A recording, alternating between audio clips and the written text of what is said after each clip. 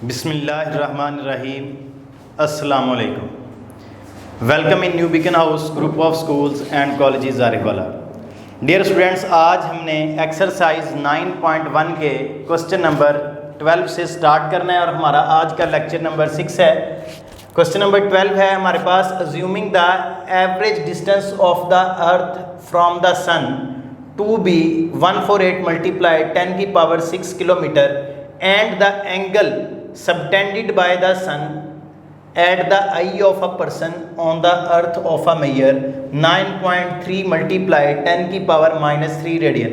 Find करना है हमने डायमीटर ऑफ सन, यानी वो कह रहा है कि average distance of earth from the sun. हमारे पास सन का अर्थ से डिस्टेंस है, ये हमारे पास अर्थ है और ये सन है, ठीक है। As we know that earth जो है वो सन के अराउंड क्या करती है, मूव करती है, ठीक है। तो हमारे पास अर्थ का सन से जो डिस्टेंस है वो हमारे पास है 148, यानी ये जो डिस्टेंस है ये हमारे पास है 148 मल्टीप्लाई 10 की पावर 6।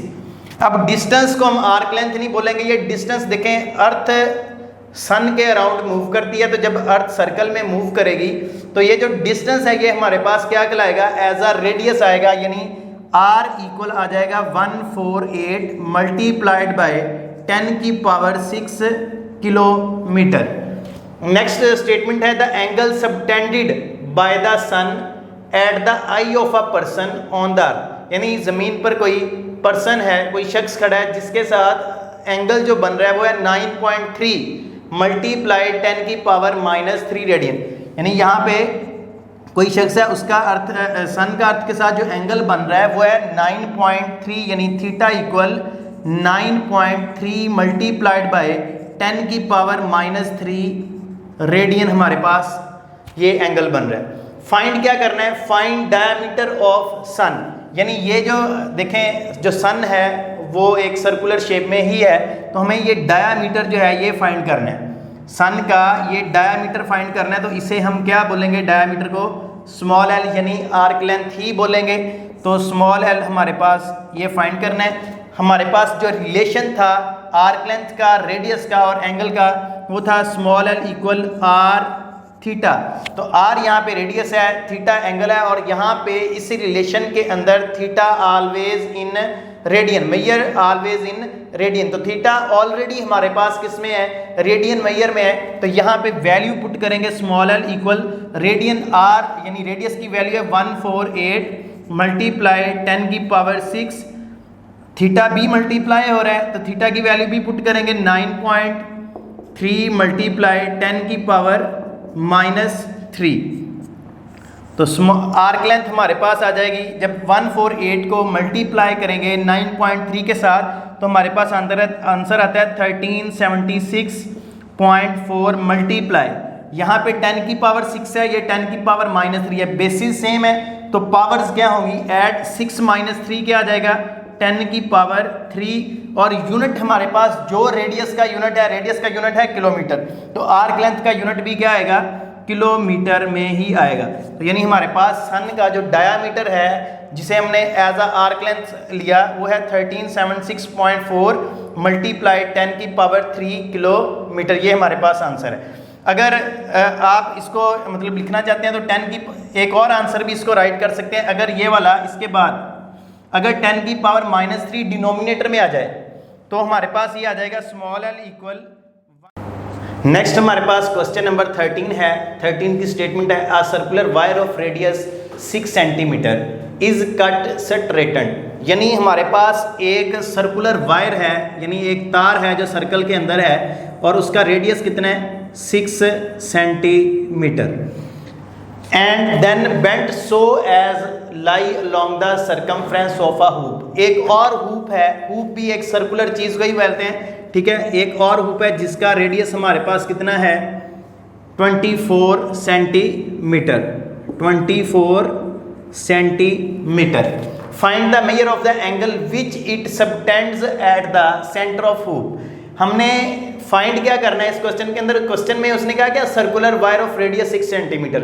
एक सर्कुलर वायर है जिसका रेडियस कितना है 6 सेंटीमीटर। अगर इस वायर को यहाँ से काटा जाए, और देखें वायर जो है वो इलास्टिक होती है, उसके अंदर एक लचक होती है, उसको हम स्ट्रेट कर सकते हैं, बेंट हो सकती है। तो इस वायर को यहाँ से काटा जाए तो ये हमारे पास क्या बनेगी, एक लेंथ बनेगी। तो लेंथ हमारे पास क्या आ जाएगी, टू सर्कमफ्रेंस ऑफ आ लेंथ इक्वल आ जाएगी सर्कमफ्रेंस ऑफ सर्कल। ठीक है, हमारे पास उसने गिवन किया कि circular wire of radius 6 centimetre is cut straightened, यानी एक सर्कुलर वायर है उसको काटा जाए और स्ट्रेट कर लिया जाए, उसका रेडियस कितना है 6 सेंटीमीटर। तो ये हमारे पास एक सर्कल में है, तो ये जो सर्कल की ये जो बाउंड्री है इसे हम क्या बोलते हैं, सर्कमफ्रेंस। तो हमारे पास हमें वायर की लेंथ रिक्वायर्ड है, तो वायर की लेंथ हमारे पास कैसे किसके इक्वल आएगी, सर्कमफ्रेंस ऑफ सर्कल के इक्वल आएगी, क्योंकि ये जो वायर है ये सर्कल में है। जब इसको काट के बिल्कुल स्ट्रेट किया जाएगा, सीधा किया जाएगा, तो एक लेंथ बनेगी। तो ये हमारे पास सर्कमफ्रेंस जो है इसका फॉर्मूला हमारे पास है 2 पाई r। ठीक है, r यहाँ पे रेडियस है, तो r की वैल्यू हमारे पास उसने इस सर्कल के अंदर गिवन की थी कि कितनी है 6 सेंटीमीटर। तो 2 पाई मल्टीप्लाई करेंगे 6, तो हमारे पास r की लेंथ क्या आ जाएगी, 6 2s are 12 पाई सेंटीमीटर, क्योंकि यहाँ पे रेडियस का यूनिट क्या था, सेंटीमीटर था। नेक्स्ट हमारे पास गिवन है and then bent so as to lie along the circumference of a hoop. Hoop बोलते हैं गुच्छे को, ये भी एक सर्कुलर ही हमारे पास होता है। तो यानी इस वायर को काटना है, काट के बिल्कुल स्ट्रेट किया, और जो नेक्स्ट मतलब हूप दिया हुआ है उसके ये जो बाउंड्री है उसके ऊपर हमने इस वायर को क्या करना है, चढ़ा देना है। ठीक है, इस वायर को इसके ऊपर क्या करेंगे, बेंट करेंगे। तो सपोज वायर की जो लेंथ हमारे पास है 12 पाई, वो यहाँ तक आ रही है। ठीक है, ये हमारे पास लेंथ जो है वो है 12 पाई सेंटीमीटर। तो find measure of the angle which it subtends at the centre of the hoop, यानी ये जो वायर जहां तक मुकम्मल हो रही है इस हूप के ऊपर, उस पॉइंट से सेंटर के साथ जो एंगल बन रहा है थीटा, वो हमने क्या करना है, फाइंड करना है। तो रेडियस हमारे पास हूप का दिया हुआ है 24 सेंटीमीटर, थीटा हमें फाइंड करना है। ये बहुत इंपॉर्टेंट क्वेश्चन है। तो यहाँ पे अब हमारे पास रिलेशन क्या था, small l equal r theta, small l equal r theta. तो हमें फाइंड थीटा करना है, तो यहाँ से थीटा किसके इक्वल आ जाएगा, थीटा इक्वल आर, रेडियस दूसरी साइड पर जाकर डिवाइड हो जाएगा, तो स्मॉल एल ओवर आर हमारे पास फॉर्मूला है। तो वैल्यू पुट करेंगे, theta is equal to r की लेंथ किसके इक्वल है, 12 पाई डिवाइडेड बाय रेडियस हमारे पास है 24, 12 1s are 12, 12 2s are 24। तो हमारे पास एंगल आ जाएगा pi over 2 radian. Pi over 2 radian mean 90 degree हमारे पास आंसर आ गया है क्वेश्चन नंबर 13 का। नेक्स्ट क्वेश्चन नंबर 14 है हमारे पास, show that, next question number 14 है, show that the area of a sector, area of a sector of circular region of radius r is 1 over 2 r square theta, where theta is the circular measure of central angle of the sector। हमें यहाँ पे find करना है area of sector का ये वाला formula, कि area of sector किसके इक्वल है, 1 over 2 r square theta. Area of sector equal 1 over 2 r square theta. ये फॉर्मूला जो है हमने प्रूव करना है। तो सबसे पहले सेक्टर क्या होता है, सेक्टर की जो डिफाइन है ये नोट कर लें आप। सेक्टर, सेक्टर हमारे पास क्या है, द एरिया, सेक्टर की डिफाइन नोट कर लें। Sector, the area bounded by 2 radius and corresponding arc is known as sector of circle। Area bounded by 2 ready and corresponding arc is known as sector of circle। यानी area bounded by 2 ready, यानी ready का मतलब यहाँ पे radius है, यानी हमारे पास centre से ये बाउंड्री तक का डिस्टेंस रेडियस है, यहाँ से इस सेंटर से ये बाउंड्री तक का डिस्टेंस भी रेडियस है, यानी the area bounded by 2 ready यानी 2 radius and it's corresponding arc, ये हमारे पास आर्क लेंथ है, ठीक है। सर्कल की बाउंड्री का कोई भी स्मॉल पीस लेंगे वो हमारे पास आर्क लेंथ कहलाएगी। The area bounded by 2 radius and corresponding arc is known as sector of circle, यानी ये हमारे पास क्या होगा, ये वाला सारा रीजन जो होगा ये सेक्टर कहलाएगा। तो हमें फॉर्मूला प्रूव करना है कि area of sector equal 1/2 r square theta. तो उसके लिए हम लिखेंगे कि सॉल्व करने के लिए कि area of sector is equal to capital A. Next area of circle, क्योंकि जो सेक्टर है वो सर्कल का पार्ट है तो हमें सर्कल का एरिया भी रिक्वायर्ड होगा। सर्कल का एरिया क्या होता है, pi r square, pi r square. Next हमारे पास है angle in sector, angle in sector, उसे हम नाम देंगे थीटा का। ये जो एंगल यहाँ पे बन रहा है इसको हम कह देंगे कि थीटा है। और angle in circle, angle in circle हमारे पास क्या आ जाएगा, सर्कल का एंगल कितना होता है 360 डिग्री, लेकिन हमें यहाँ पे रेडियन मेजर चाहिए तो रेडियन में सर्कल का एंगल 2 पाई रेडियन होता है, 2 पाई रेडियन।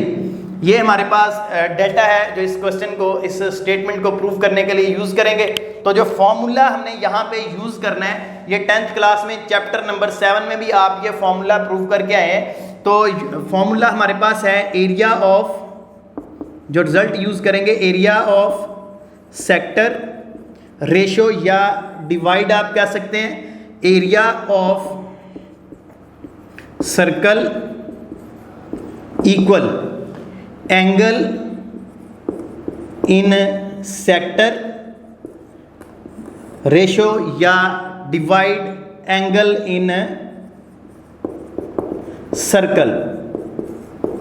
तो अब वैल्यूज जो हैं हमने ये वाली राइट की हैं, इनको पुट करेंगे। एरिया ऑफ सेक्टर हमारे पास कैपिटल ए है, area of circle pi r square है, एंगल इन सेक्टर हमारे पास थीटा है, एंगल इन सर्कल 2 पाई।